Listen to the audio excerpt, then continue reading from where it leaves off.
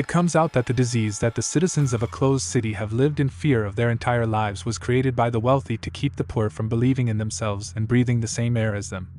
Little Abigail is hurriedly making her way through the woods when her father abruptly declines to pick her up. The group hastily returns home after the old guy instructs the daughter on accurate star navigation. Jonathan and Abigail Foster are greeted by William Garrett, the chief of the security division, on Main Street. The youngster joyfully throws herself on his neck, but the elderly guy is not overjoyed to see a worker. He immediately assumes that the patrolmen were after him. To put his daughter to bed for the final time, the scientist need just ask Garrett for a little extra time. When Abigail enters her father's office, she observes him keeping something concealed behind the mirror. After giving the girl a goodnight kiss and giving her the pendant, Jonathan enters the room and leaves. Abigail is awakened in the middle of the night by her mother screaming and witnesses the last removal of her father. Many years pass. Abigail discovers a note with a meeting location's address after awaking from a nighttime flight, so she makes her way across town to the location. The government is culling the infected with a special device and sending them to be lethally injected at this time, according to a speech that is being repeated in the streets. This disease has been ravaging the city for years. The city has long been surrounded by a tall fence that no one may enter in order to keep it safe. A curfew is imposed in the city as dusk approaches, but two groups of troublemakers, young people from wealthy and underprivileged backgrounds, assemble outside the town.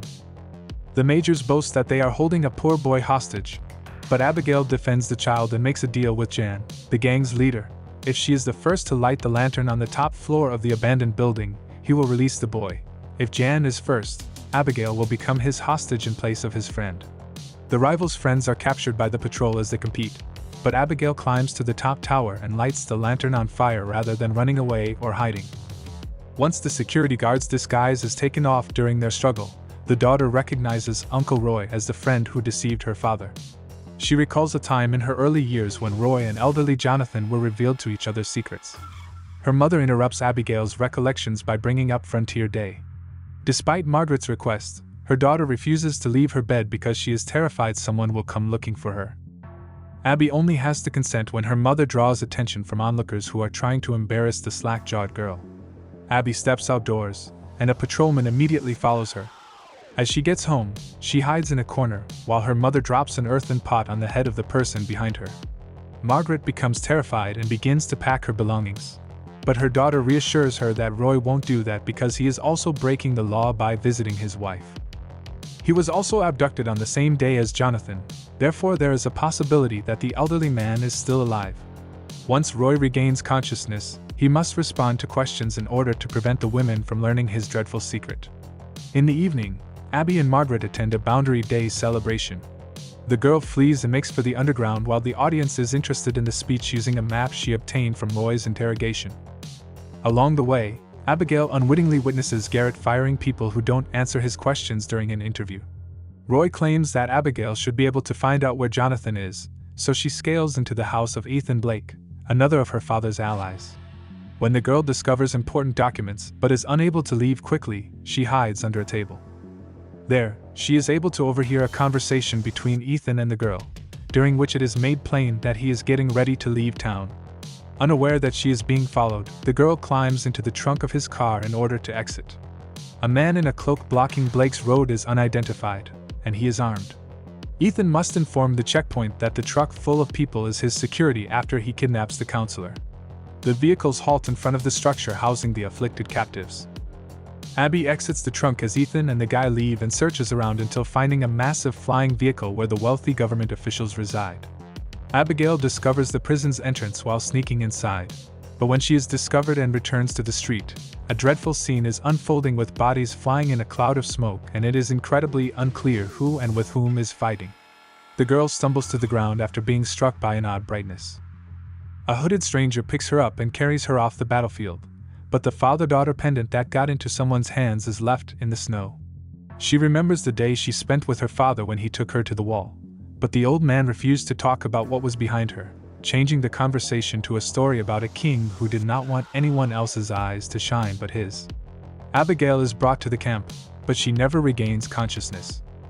Abigail wants to flee after awakening, but once she is outside, she realizes she is in a magnificent, magical, and compassionate world. Spencer approaches the young woman. The girl is one of those whose gifts have been awakened, and she now finds herself in a world of equally endowed people that the security department is seeking to get rid of. He promises to teach her everything. The new girl is introduced to Marcus, the town wizard, by Spencer. There, Abby discovers that the outbreak is a hoax created by the authorities to seize power away from people who have a specific talent. An eccentric inventor named Norman appears to the store. He performs a performance for his visitor on the pages of a book, but Marcus chases him away and tells him to mend a device. Curiosity drives Abby to take the object without asking first, accidentally sending sparks flying down the street as she does so. The announcement that the faceless guys are arriving causes panic on the block. Only a few people wearing poor man's suits are left on the enchanted street, which in a matter of seconds transforms into a neighborhood of slime. The patrolmen depart because they don't want to get dirty, and the neighborhood starts to come alive. Spencer halts Bale and requests that he coach Abby, who the elderly man claims has amazing power. When the girl is taken into the hallway, she notices her father's image on a booth that also displays images of criminals. She lacks time to speak with the rebels about it. She has a little window of time from Bale to prepare and begin training. Bale forbids Abby from taking part in the war after she fails the training. The man informs his visitor that he would personally report her in to the inspector for trying to flee after learning who her father is. Abigail recalls her father showing her a mirror image of herself as an adult. She visits Spencer, who must teach her how to harness her gift, after giving it some thought. The elderly man describes the miraculous tools to her, occasionally forgetting what he had said. Abby thinks about her father's mirror when the elderly guy demonstrates the hiding spot in the wall to her. Bale questions the patrolman again and quarrels with the envious Stella after the girl flees without telling him why she needs it. Abby discovers her father's papers and an odd thing within the stash when she opens it. When Margaret enters the room, she is still trying to figure out what it is after having some time to worry a lot about her daughter. She shares with her mother all that she has discovered regarding her father's locket. Abby understands that he has been suppressing her strength for all these years so that she won't be identified as afflicted. Abigail informs her mother that she would be looking for her father. Margaret worries about her daughter but lets her go nevertheless, wishing she would pay attention to her intuition. As the girl finds Roy, she demands that he tell her about the location after showing him drawings of her father. It comes out that every gifted person is being detained in a unique prison because, if they are killed, the gift will be released back into the community. Abby sets up the trader's meeting with her at midnight so he may take her via the tunnels to the flying car that will transport her to the prison under threat of blackmail. As Abby returns to the rebel camp, she informs them about the prison and offers to attack it with them. However, Bale urges the girl to stop talking.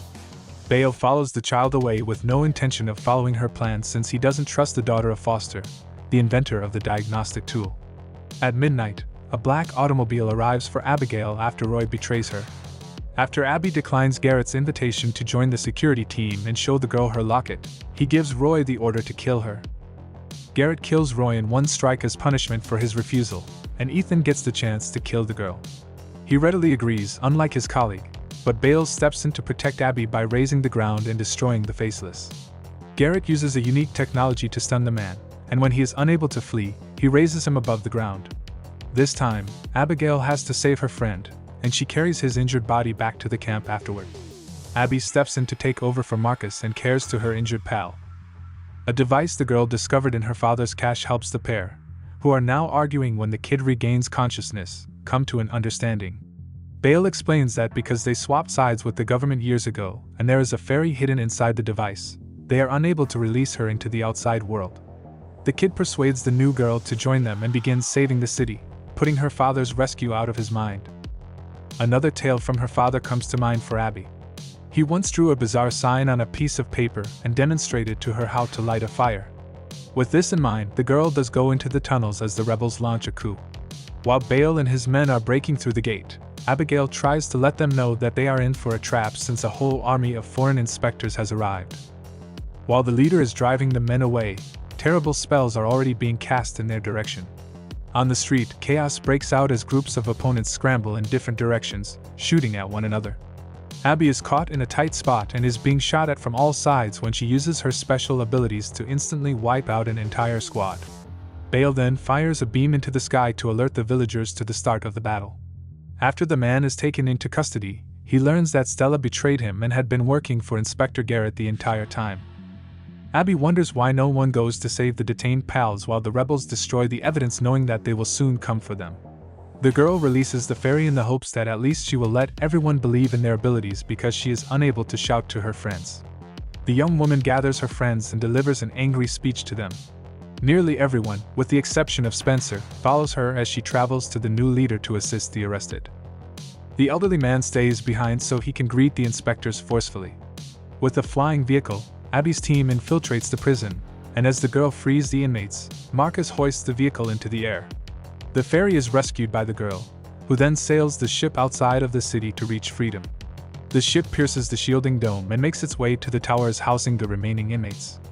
As the guards are captured by the rebels, Abby and her companions search the prison for her missing father, but they are unable to locate him.